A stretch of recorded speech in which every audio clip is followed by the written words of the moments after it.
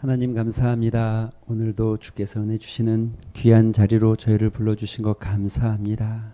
끊을 수 없는 그 사랑, 그 크신 사랑, 그 하나님의 사랑, 오늘도 우리가 그 안에 거하길 소망하고 그 사랑으로 인해서 우리 심령 안에서 말할 수 없이 기쁜 은혜를 누리기를 소망하오니 주께서 이 시간 가운데도 우리 가운데 임재하여 주시옵소서. 가인과 같은 예배가 아니라 아벨과 같은 예배가 되기를 소망합니다.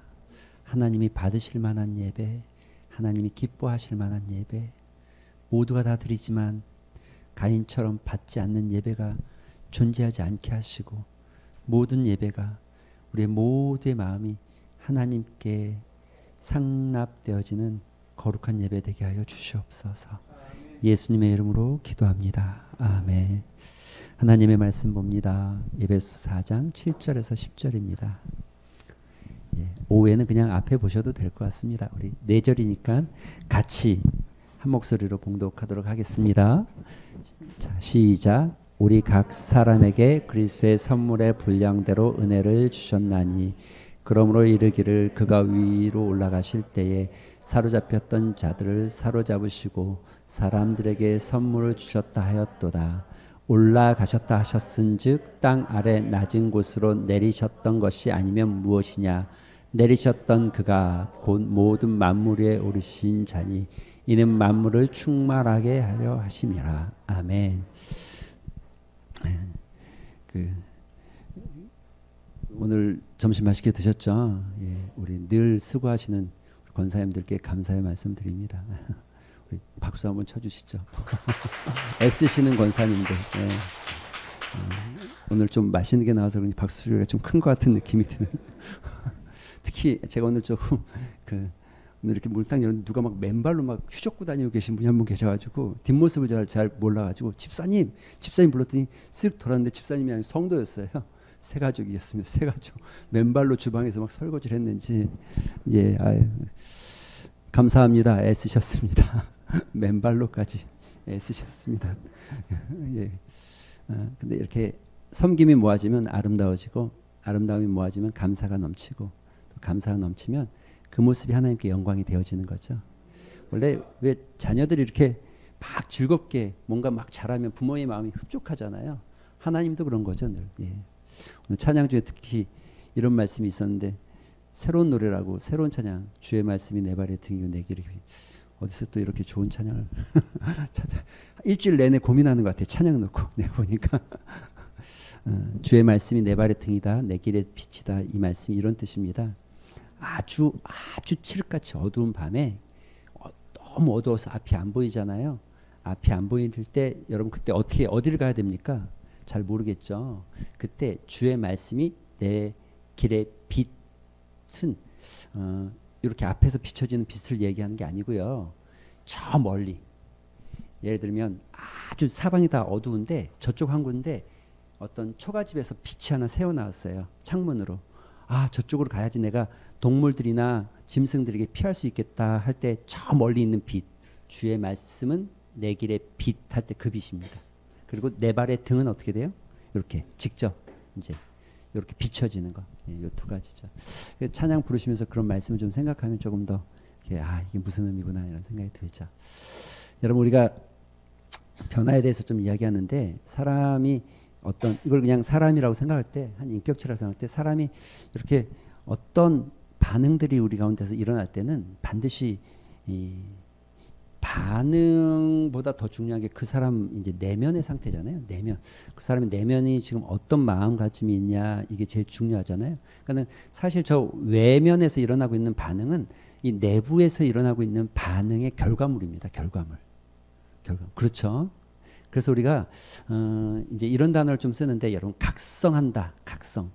들어보셨어요? 각성. 옛날에는 우리 기독교에서도 많이 썼어요. 뭐라고 했냐면 영적 각성 운동 이렇게 하기도 하고 각성 각성한다 그러면 가끔 요즘에는 이렇게 이제 약물이나 이런 걸로 뭐 조금 각성제 이렇게 해가지고 조금 약간 안 좋게 들려지는 경향이 있지만 각성한다는 건 이렇게 깨달아 이렇게 획기적인 깨달음 뭐 이런 의미도 있고 약간 깨달아 일어난다 이런 뜻이 있어요. 이런 뜻이. 그러니까 안에서 각성되어지지 않으면 안에서 새로운 변화가 안 일어나는 거죠. 안에서 각성되어지지 않으면 새로운 변화가 안 일어나는 거죠. 그러니까 말씀이 우리 안에서 부딪히고 안에서 우리 심령을 새롭게 각성시키기 시작해야 되는 거죠. 각성. 그래서 내가 영적 각성이 일어나야 되는 거죠. 영적 각성이. 그래서 영적 각성이 일어나면 내 내부에서부터 이 부딪힘이 일어나고 새로운 변화가 자꾸 일어나는 거예요. 일어나면 행동이 바뀌고 삶이 바뀌고 사람이 바뀌고 또 궁극적으로는 우리 인생이 바뀌게 되는 거죠. 인생이. 여러분. 인생이 바뀌어야죠. 매번. 여러분 보세요. 이렇게 그냥 사람들이 살아가는 삶의 인생을 쭉 보시면서 여러분도 저 사람들처럼 살고 싶은지 한번 물어보셔야 돼요. 여러분도 우리 교회 밖에 있는 분들을 보면서 저분들처럼 살고 싶은지 여러분 스스로 물으셔야 돼요. 그러니까 이제 여기까지 보면은 이렇게 생각하잖아요. 좋은 차를 탔네. 나도 타고 싶어. 이런 정도로만 그냥 보여지는 그런 정도로만 우리가 저렇게 살고 싶다 이렇게 생각하면 안 돼요. 그 안에 진짜를 그 사람들의 진짜의 삶을 들여다보기 시작하셔야죠. 있는 것 같지만 정말 텅 비어 있는 인생들이죠. 그리고 의시되는 것 같지만 사실은 내면은 굉장히 열등감에 있는 사람들이 많습니다. 열등감에 있는 사람들이. 그게 다가 아니죠, 사실은. 펑펑 돈 쓰는 것 같지만 사실은 내세울 게 없는 사람들이에요. 내세울 게. 그러니까 진지하게 물어보셔요. 자기 인생에다 나는 저 사람들처럼 살고 싶은가? 저렇게 살고 싶은가? 좋은 차. 멋진 신발을 신었네. 브랜드가 비싼 신발을 신었네. 나도 저렇게 하고 싶은가? 이런 질문을 우리가 삶에 던져봐야죠. 저렇게 안 살고 싶다면 내 안에서 새로운 각성이 일어나야죠. 말씀을 따라서. 할렐루야. 그런데 우리가 사실 잘 안 바뀌어요. 우리 인생이 큰 테두리 안에서도 안 바뀌지만 안 바뀌는 이유가 있죠. 성경에서도 각성에 대한 이야기를 하죠. 예배소서에 이런 얘기하는 거예요. 그러므로 이르기를 잠자는 자야 깨어서 죽은 자들 가운데서 일어나라 일어나라 잠자는 자들이 일어나라. 이게 각성을 하라는 것이죠. 그리스도께서 내게 비추시니라 하셨느니라. 그런즉 너희가 이렇게 행할 것 각성하여서 잠자는 영혼 그러니까 지금 우리 상태에서 일어나서 그 다음에 뭐야? 어떻게 행할 것을 자세히 어떻게 행할 것 그러니까는 각성이 먼저 일어나고 행하는 거죠. 이렇게 돼 있는 거죠. 근데 잘 안 바뀌어요. 사람들이 잘 안 바뀌는 이유가 뭐냐면 인간이 바뀌기 어려운 이유가 이게 사람이 가지고 있는 이 내부에 이 호르몬적 작용이 있다고 하더라고요. 그게 뭐냐면 제가 언젠가 얘기한 적이 있을 텐데 호메오스타시스라는 이 인간이 가지고 있는 본질적으로 안 바뀌려고 하는 습성이 있대요. 안 바뀌려고 하는 자기 스스로가 안 바뀌려고 하는 습성이 있대요. 굉장히 바꾸고 싶어 하지 않는 거예요. 여기 보시면 이게 그 논문에서 나타난 글인데 Important of homeostatis가 어떤 것이냐? To maintain internal 이렇게 돼 있잖아요. environment라고 돼 있잖아요. 그러니까 environment가 환경이란 뜻인데 환경인데 internal이니까 내부의 환경이란 뜻이에요. maintain은 유지한다는 거거든요. 내부의 환경을 유지하려고 한다. 누가 여기 오르가니즘이라고 이게 그 유기체적인 동물, 스페셜. 근데 유기체적인 동물 중에서도 스페셜 하이어 버터블레이션이 저게 저도 무슨 단어인가 몰랐는데 찾아보니까 저게 척추동물이라는 뜻입니다. 그러니까 높은 척추동물이라는 뜻이에요. 하이어 스페셜. 특별히 어떤 존재들이 그러냐면 유지하려고 하냐면 높은 고등동물들. 여러분이나 저희 인간을 얘기하는 거예요. 인간을. 그들이 내부 안에서 안 바뀌려고 하는데 자신들이 가지고 있는 스테이트 앤드 밸런스를 유지하려고 자기의 삶을 그대로 자기의 삶에서 잘 안 바뀌고 싶어 한다는 거예요. 그래서 여러분 사람이 안 바뀌는 게 쉽게 안 바뀌는 게 이게 어떻게 보면 굉장히 정상적인 거죠. 진짜 안 바뀌어요. 그러니까 여러분 예수 믿는다는 건 기적인 거예요. 기적인 거죠. 특히나 여러분 제가 그 상미에서 제가 복음을 증거하려고 나름 애를 많이 썼거든요. 할머니들 뭐 수요일마다도 찾아가고 또 옆집 뭐 음식도 찾아가고 수박도 들고 가고 뭐 바카스 뭐 별걸 다 들고 다니면서 인사하고 찾아다니고 하여간 제가 들어가면 제 얼굴 안 보고 제 손을 먼저 보는 뭐 그랬는지 안 그랬는지 모르겠지만 그럴 정도로 찾아다녔는데 안 바뀌어요. 근데 어느 날 우리 옆에 지금 돌아가셨어요. 이분이 돌아가셨더라고요. 그 98세인가 97세 돌아가셨는데 박정혜라는 할매가 있어요. 근데 제가 들어갔다 이러더라고. 아이고 목사님 내 교회 가고 싶어도 못 간다 그러더라고. 아이 오고 싶으면 오지 왜 못 오세요? 그랬더니 내가 지금 60년간 70년간 일에 살았는데 어떻게 교회 가노? 어떻게 가노? 이러더라고요. 나는 이해가 안 되는 거예요. 60년 살았어도 가면 되잖아요. 이거 뭔 상관이야? 가면 되잖아요. 오면 되잖아요. 근데 그 말이 이해가 되는 거예요. 내가 이렇게 한평생 살았는데 지금 와서 바뀌어지겠냐는 거예요. 그러니까 여러분 진짜 예수 믿는 게 기적인 거예요. 어떤 면에서. 그게 하나님의 은혜가 아니면 이걸 우리가 신학적 용어로 하나님의 선택, 불가항력적 은혜, 불가항력적, 일루미네이션 그레이시더라고. 불가항력적 은혜. 하나님이 우리에게 강권적으로 은혜를 주셔서 우리가 하나님 자녀된 거예요. 찬양 잘해서가 아니라. 그게 정말 오늘 찬양팀 좀 멤버가 바뀌어가지고 바뀐 거 아신 거죠? 다 몰랐어요? 아셨어요? 예, 아신 거죠? 몰랐을까봐 제가 알려드리는 거예요. 혹시 또 바뀌었어요, 그렇죠? 예, 헷갈리는 분들이 좀 계신 것 같아서 이게 그 사람이 안 바뀌려고 한다는 거 자꾸. 이 일반적인 사람들이 모두가 다 그런 거죠. 그런데 여러분 이렇게 안 바뀌려고 하는 사람들 또 하나는 심리적으로도 이게 안 바뀌려고 하는데 심리학적인 용어 중에 사이코셀로시스라는 단어가 있습니다. 이게 사이코와 심리학, 정신학이라는 셀로시스가 이게 안 바뀐다는 건데 유지 뭐 이런 뜻인데 여러분 자신이 가지고 있는 어떤 지금의 상태를 사람들은 대부분 내가 지금 행하고 있는 걸 아주 적극적으로 변호하는 스타일이 있어요. 내가 이렇게 해야 할 수밖에 없다. 뭐 이런 그러니까 안 바뀌려는 의미예요. 결국은 안 바뀌려고 하기 때문에 나는 이렇게 할 수밖에 없다는 식으로 적극적으로 자신의 어떤 신념, 자신의 삶, 어떤 자신의 상황을 변호하고 변론하려고 하는 거죠. 이런 심리적 반응이 있다는 거예요. 심리적 반응이 사람이. 그러니까 이해가 되시죠? 이제 여러분이나 저나 다 이해가 되시죠? 제가 아무리 붙잡고 집사님 일에 하셔야 됩니다 해도 듣는 순간 맞아요 목사님 내가 그래야죠라고 생각하는 분이 별로 없는 거예요. 왜? 적극적으로 반응. 아유 목사님 말씀이 맞기는 하나 맞기는 하나 그러나 저는 조금 상황이 조금 아이고 제가 알아는 들었는데 제 상황이 조금 다. 순종은요. 순종은 절대 계산되지 않습니다. 계산하면 순종이 안 되는 거예요. 그냥 순종은 조금 표현이 뭐하지만 맹목적으로 하셔야 돼요. 맹목적으로. 이게 훈련되듯이 하셔야 돼요.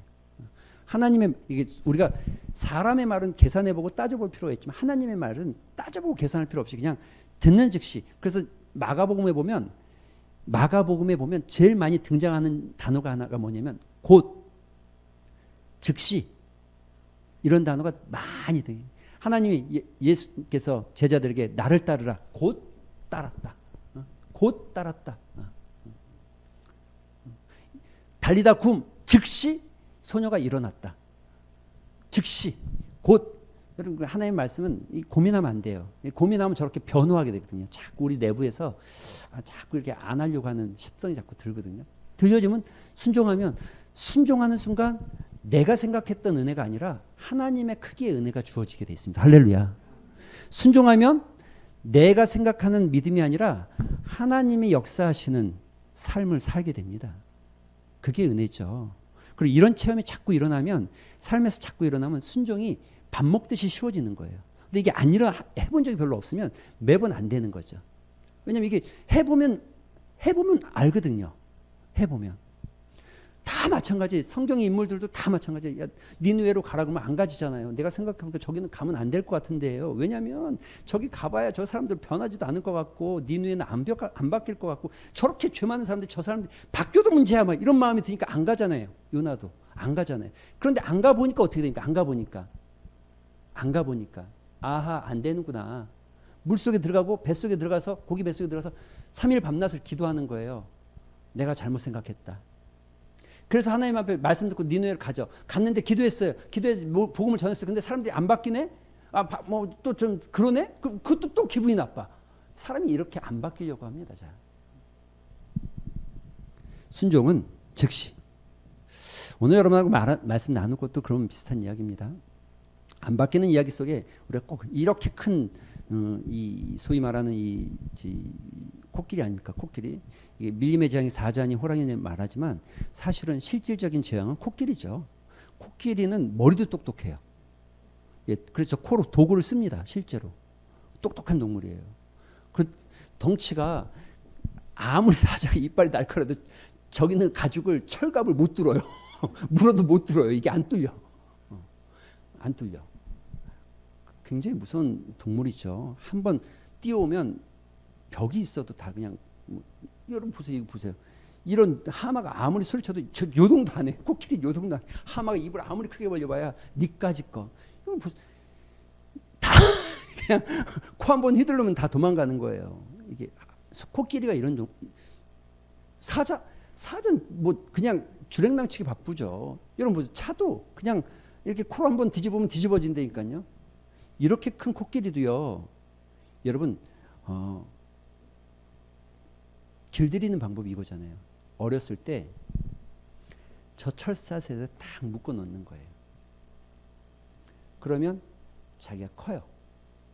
어렸을 땐 쇠사슬을 띄려고 아무리 노력했는데 안 띄워졌겠죠. 컸어.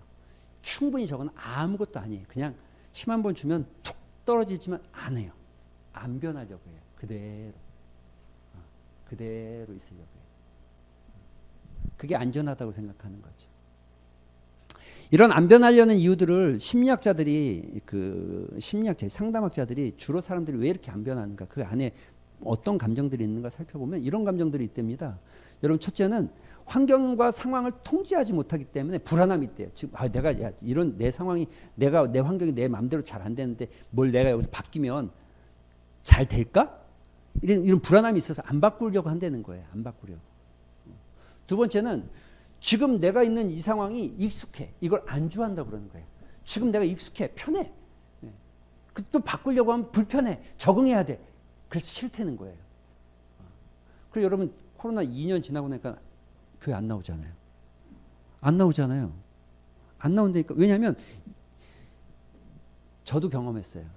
저도 상미에 있으면서 처음에 그 2월 달에 그 신천지 때문에 코로나 확 확산될 때 막 면에서 와서 검사하고, 저희 교회는 그렇게 작은데도 진짜 희한한 게 면사무소에서 와서 체크하죠. 시에서 또 와요. 두 팀이 와요. 두 팀이 하루에. 나는 우리 교회가 뭐 그렇게 대단하다고 하루에 두 팀이 왔다 갔다 하면서 검사를 하니까 어느 날 화가 좀 나더라고요. 근데 에휴 잘 됐다 속으로. 핑계 딱 좋잖아요. 오후 예배 없습니다. 수요 예배 없습니다. 주일 한 번만 잘 드립시다. 그러셨어요. 한 주 쉬는데 너무 좋더라고. 야, 주일 한 번 딱 예배 드리고 쫙 쉬니까 이 얼마나 편한지 모르겠어요. 세상 편한 게 없더라고요. 예. 오후 예배 끝나자마자, 식사도 안 하니까 끝나자마자 넥타이 풀고 딱 편안하게, 세상 이렇게 편할 수가 없는 거예요. 수요일 딱 됐는데 보통 같으면 수요 예배가 11시인데 11시 수요 예배니까는 예배 준비하고 새벽 예배 끝나면 설교 준비하고 수요 PPT도 만들고 그랬는데 그럴 게 없네. 그냥 너무 편한 거예요. 한 달이 갔네요.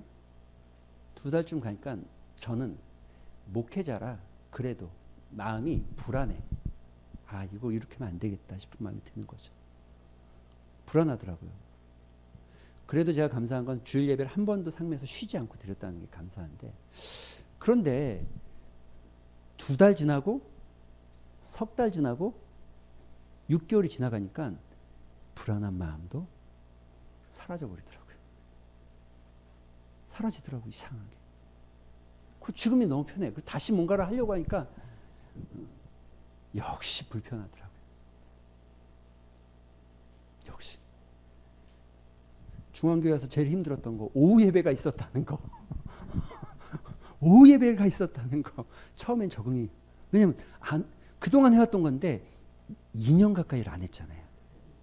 중간에 잠깐 며칠 했어요. 그래도 해야 되겠다 해서 했는데 조금 며칠 하다가 또 문제돼서 못하게 되고 또 문제돼서 못하게 되고 그래서 못했어요. 계속. 할머니들이 밥을 못 먹고 다 집으로 가야 되니까 다시 오라고 하기도 뭐하고 밥 안 먹었는데 교회 있다가 예배드리자고 할 수도 없고 거의 2년을 쉬니까 이게 너무 편해져요. 여러분 이해가 되잖아요. 지금 안 나오는 사람들 우리 교회든 우리 교인이 아니든 간에 그리스도인들이 교회 안 나오면 이해가 되잖아요. 왜냐하면 익숙한 거 안주했거든요. 거기 안주하기 시작하면 거기서 벗어나고 싶어 하지 않아요. 벗어나려고 하지 않아요. 사람은. 세 번째는 미래에 대한 불확실성 때문에 두려움이 있어요. 앞으로 내가 어떤 일을 당할지 모른다는 것 때문에 두려움 때문에 대비하기 위해서 뭔가 변화를 줘야 되는데 오히려 사람들은 그 두려움 때문에 그대로 정체되어 있는 자기의 삶을 고수하려고 하는 마음이 있죠. 이런 사람들이 자꾸 변하지 않는 거예요. 그런데 여러분 아십니까?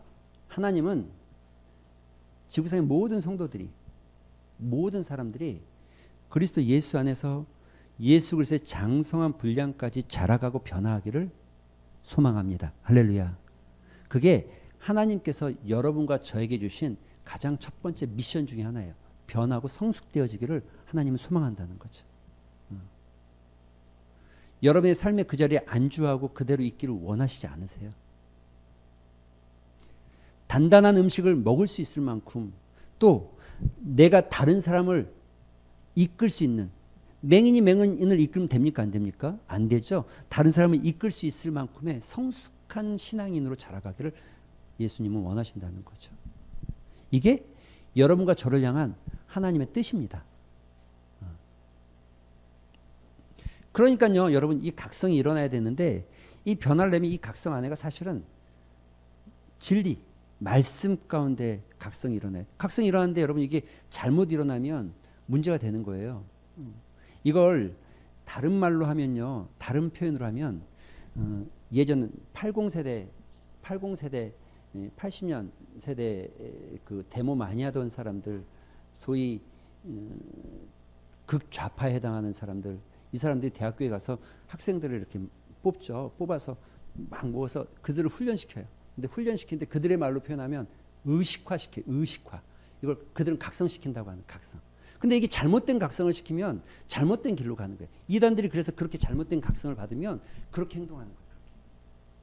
우리는 진리 가운데 할렐루야. 진리로 내 삶이 각성돼야 되는 거죠. 할렐루야. 그런데 진리의 말씀을 따라서 우리가 각성되어져야 되는데 문제는 이거죠.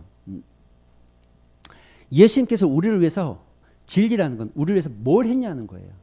뭘 했고 나는 우린 자꾸 사람들은 현대를 살아가면서 공통적인 뭐냐면 결과 중심적인 삶을 살기 때문에 늘 언제나 그 결과를 성취하기 위한 방법이 뭐냐, 방법이 뭐냐, 자꾸 방법에 대한 이야기를 끊임없이 이야기하거든요.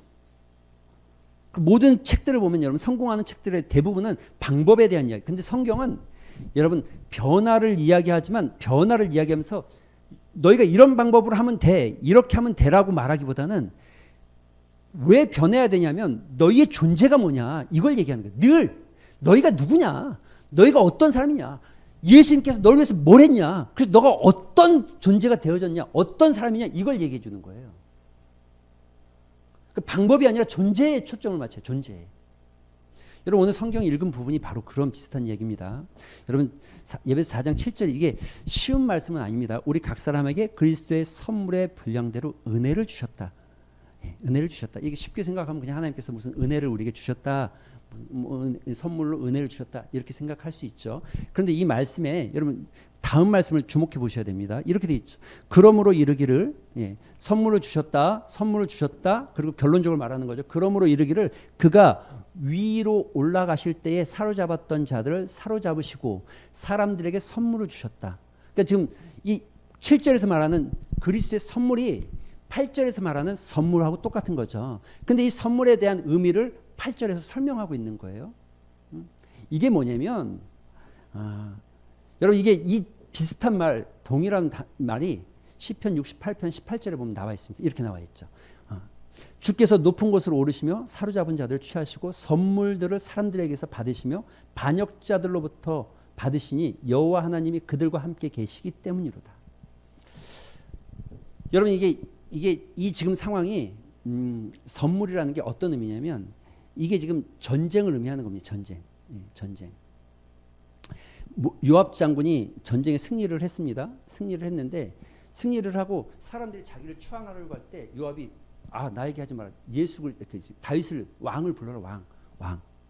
카오스. 이게 카오스가 이 우두머리라는 뜻인데 왕을 불러 주십시오.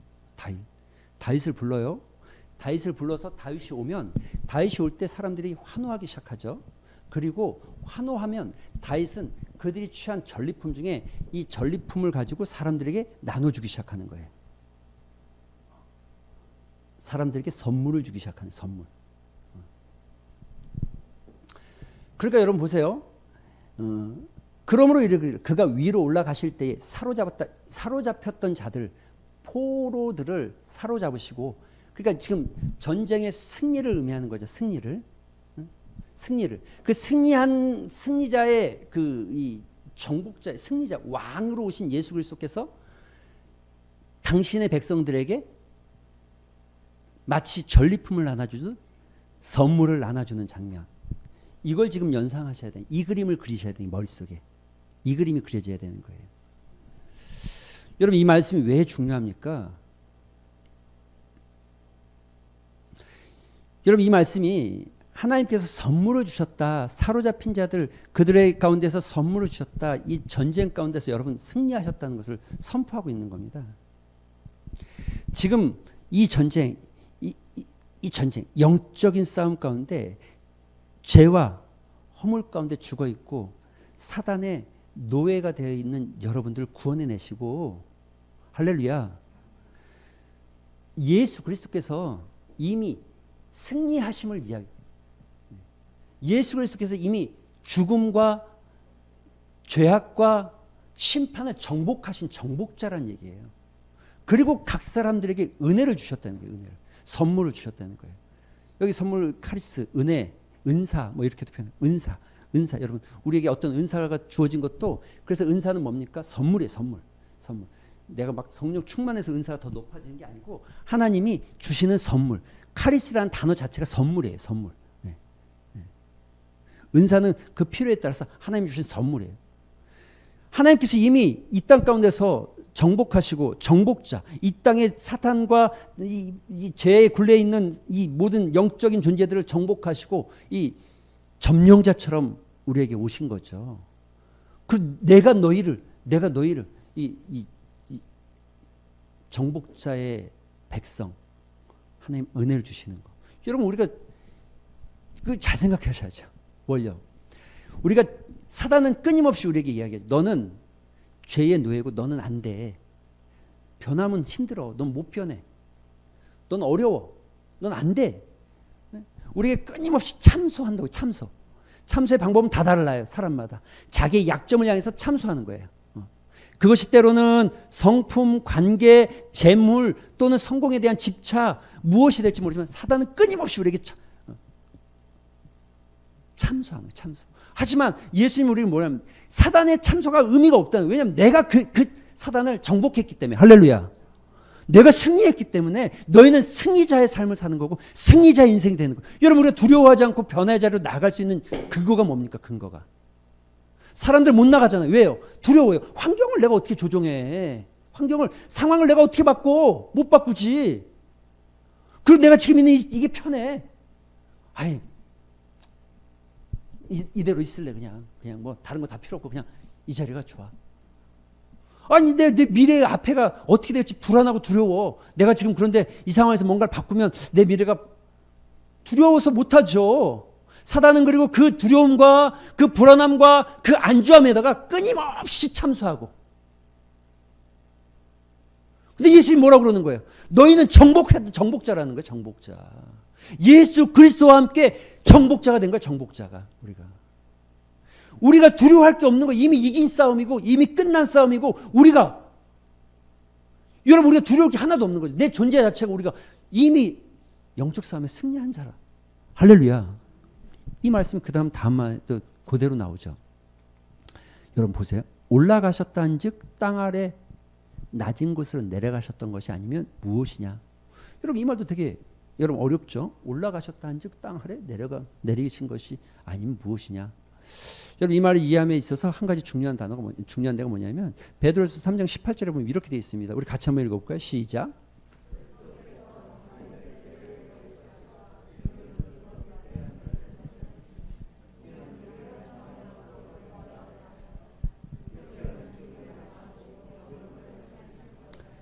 육체로는 죽이심을 당하셨다. 그리고 영으로 살리심을 당했다. 육체로 죽임을 당했다. 자, 여기까지 좋아요. 근데 이 다음 구절이 이렇게 돼 있어요. 보세요. 그가 또한 영으로 가서 옥에 있는 영들에게 선포했다. 그러니까 이게 지금 이게 소위 말하는 성경의 난제입니다. 난제 중에 하나예요. 왜 난제냐면 이거 예수 믿으면 구원 받는 거잖아요. 할렐루야. 맞죠? 그런데 구원 못 받은 사람들은 지옥에 가야 되는데 예수님께서 지옥에 가서 지옥에 있는 사람들에게 영으로 가서 그들에게 복음을 선포했다는 얘기냐. 초기 기독교에서는 그와 비슷한 해석들을 하기도 했습니다. 그리고 심지어 캐톨릭에서는 이 말씀을 근거로 해서 연옥서를 이야기하기도 합니다. 그런데 여기는 문제가 있죠. 왜냐하면 저 영이라는 저 단어가 헬라어 저 영이라는 단어가 저게 그냥 일반적으로 우리가 영혼, 사람이 영혼을 말할 때 쓰는 그 단어가 아니라 저 단어의 용법을 그대로 헬라어에서 찾아보면 귀신, 천사 이런 단어들을 쓰는 건데 영으로 가서 여기는 요 위에는 영으로 가는 영들에게가 말하는 그 영을 말하는 겁니다. 저 옥이라는 단어도 마찬가지예요. 옥이라는 게 우리가 소위 지옥이라고 판단하는데 지옥이 아니라 성경에는 지옥이다 뭐 이렇게 그 소위 말하는 그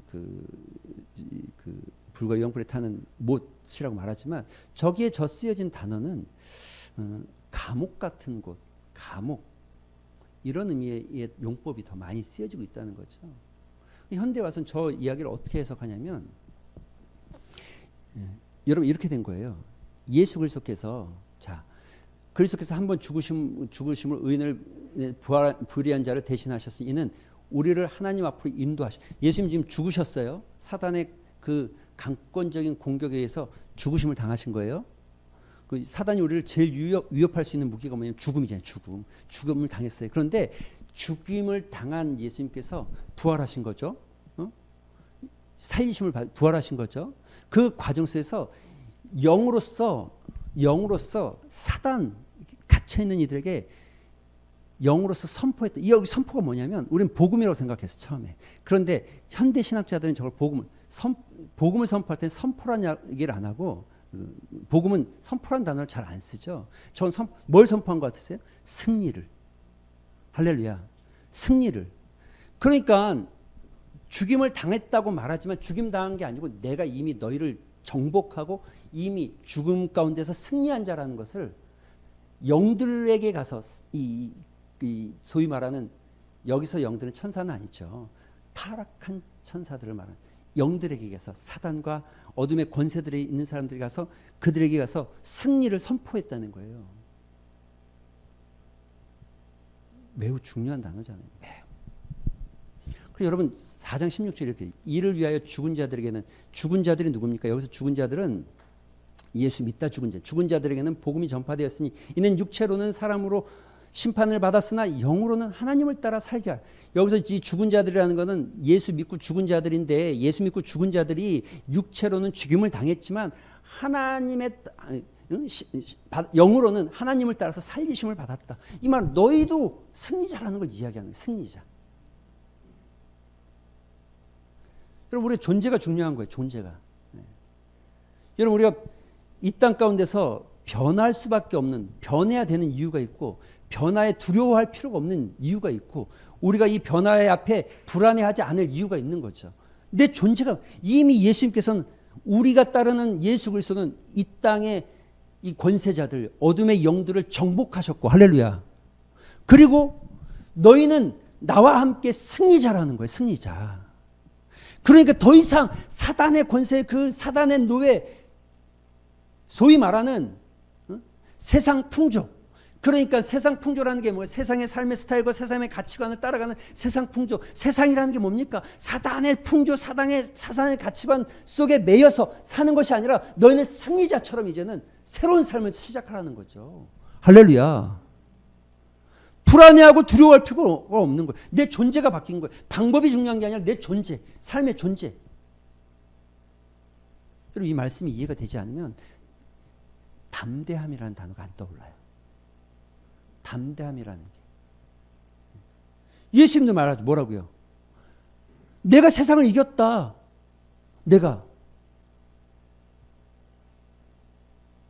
여러분 우리가 믿음 안에서 담대한 이유가 뭡니까? 이 선포의 말씀이 있기 때문에 그런 거예요. 여러분 우리가 삶의 자리에서 불안해하지 않고 두려워하지 않고 미래에 대한 환경이 어떻게 바뀔지 상황이 어떻게 바뀔지 내가 가지고 있는 게 무엇이고 내가 할 수 있는 게 무엇이고 이런 것들 때문에 불안해하지 않는 이유가 뭡니까? 예수 그리스도께서 너는 승리자야. 너는 정복자야. 할렐루야. 담대할 수 있는 거죠 우리가. 사람들이 세상에서 뭐라고 할 걸 두려워할 이유가 하나도 없는 거죠. 여러분의 존재를 아셔야 돼. 존재를. 담대하라. 담대하라. 이 담대하라가 거기서 나오는 겁니다. 그래서 담대할 수 있는 겁니다. 그래서 여러분 이 말씀이 그래요. 올라가셨다 한즉 땅 아래로 내려오셨으니 내리셨던 것이 아니면 무엇이냐. 그러니까 올라가셨고 그 영들에게 올라가셨고 부활하셨다는 얘기를 하고 있는 것이고 승리를 얘기하는 거죠. 그리고 그분께서 만물에 충만하게 되셨다. 만물의 주권자라는 거예요. 주권자. 환경은 내가 주장할 수는 없지만 나를 사랑하시고 나와 동행하신 그 하나님께서 만물의 주관자라는 거죠. 여러분 뭐가 두려워서 말씀대로 나가는 걸 못하냐는 거예요. 무엇이 불안해서 믿음의 발을 못 띄고 있냐는 거예요. 너희는 이미 승리자고 너희는 이미 정복자인데.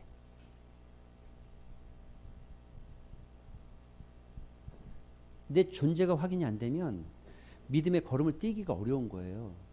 근데 내 존재를 확인해야 말씀대로 그 믿음의 걸음을 띄워보는 거죠. 뛸 수 있는 거죠. 처음은 힘들어요. 왜요? 어린아이들도 처음에는 넘어지잖아요. 한 걸음 두 걸음 걷다 넘어지고 또 걷다 넘어지죠. 그런데 걷다 넘어져도 결국엔 어떻게 돼요? 걷게 되어지고 뛰게 되어지잖아요. 마찬가지. 내가 이제 믿음의 어린아이 같이 이제 한 발 한 발 뛰어가는 거죠. 그런데 뛰다 보면은 믿음으로 뛰어가다 보면 넘어지기도 하고 안 되기도 하고 그런데 뛰다 보면은 언젠가는 걷다 보면 뛰다 보면 뛰기도 하고 걷기도 하고 뛰기도 하고 여러분 그렇게 되는 거죠. 여전히 우리 존재가 일어나지도 않고 나는 아직도 패배자처럼 사단의 참소에 넘어지고 또 사단이 지금까지 씌워놓은 굴레에 그대로 매여서 믿음과 말씀을 따라서 한 발자국도 내딛지를 못하고 있는 거, 내딛지를 못하는 거 이게 우리 삶의 문제가 되는 겁니다. 여러분 존재를 확인하셔야죠. 담대해라. 담대해라. 성경이 이렇게 말합니다. 진리를 알지 진리가 너희를 자유하게 하리라. 자유해졌어요? 여전히 불안합니까? 두렵습니까? 진리 안에서 우리가 자유해지는 거예요. 왜요? 승리자니까. 할렐루야. 진리가 우리를 향해 뭐라고 합니까? 예수 그리스도께서 단번에 너희를 위해서 죽으셨고 사단의 참소를 끝냈고 너희의 제약을 끊었다. 너희는 정복자고 승리자다.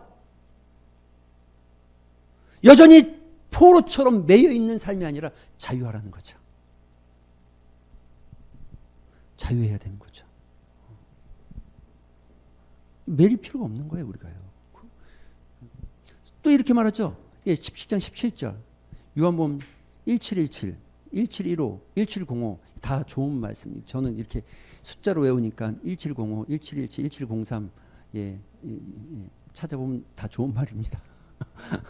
그들을 진리로 거룩하게 하옵소서. 아버지의 말씀은 뭘로 거룩하게 하라고요? 진리가 뭡니까? 하나님이 너를 사단의 권세에서 건졌다.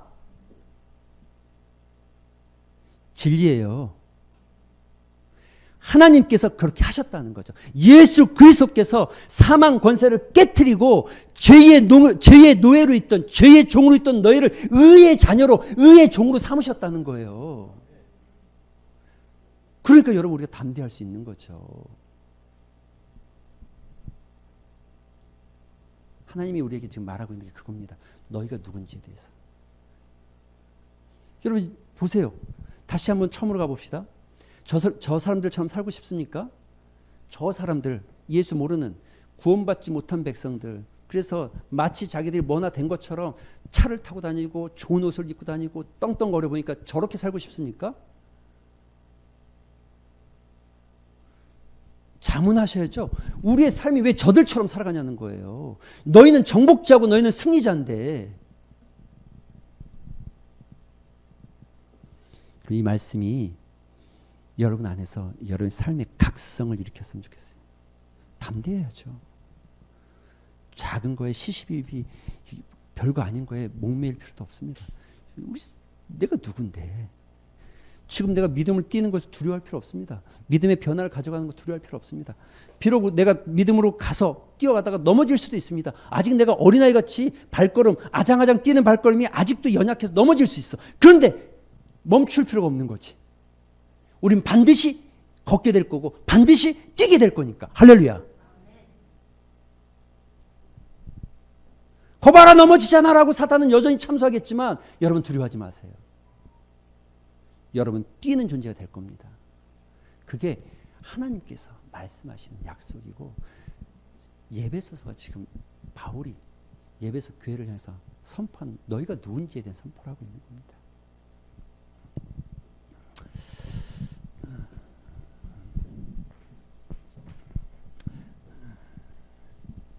같이 한번 읽어볼까요? 시작.